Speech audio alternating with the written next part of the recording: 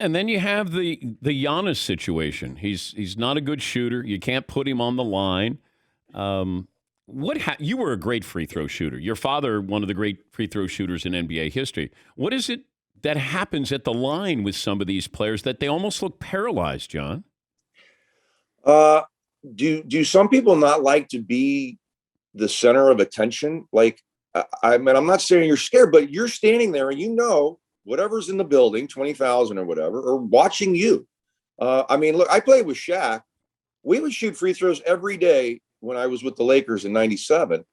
He would go 18 for 20, 17 for 20 all the time. And I don't know, does fatigue play into it? I'm not exactly sure, but I would say this is get the routine faster. He got called for one last night, the 10-second rule. He had 13 seconds they gave him. I would go quicker. Colin Montgomery, a great golfer, right? Great Ryder Cupper.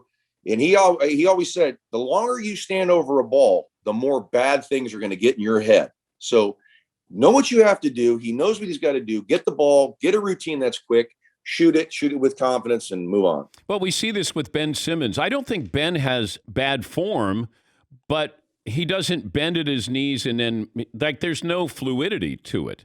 It's these guys get there and they're like stiff, and then there's no movement from the ground up.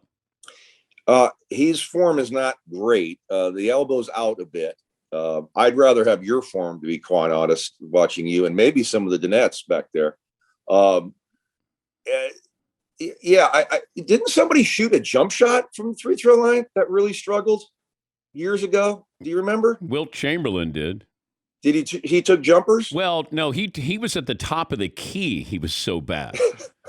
Hal Greer played for the 76ers. Hal Greer took a jump shot from the free throw line. Okay. Yeah. I think my dad talked Wilt into trying underhand for a minute, but guys were a bit embarrassed about it. But it's amazing. I mean, you bring up Ben Simmons, and like, how can guys be this great at basketball and you cannot make a 10-foot jump shot, or you're not even willing to take it? I know. But look, Ben Simmons is great. This guy's a great player.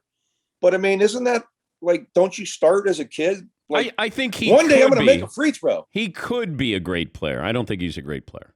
Well, I think he can control ball games and be the best player on the floor at times.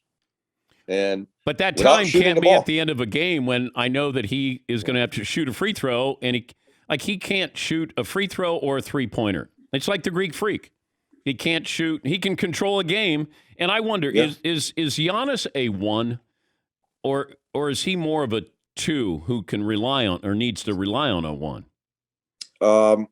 That's a good question. Obviously, in the playoffs, he hasn't proven to be a one that's taken his team to where they need to be. Yeah. And look, he's 4 for 32 from the 3-point line now in the playoffs.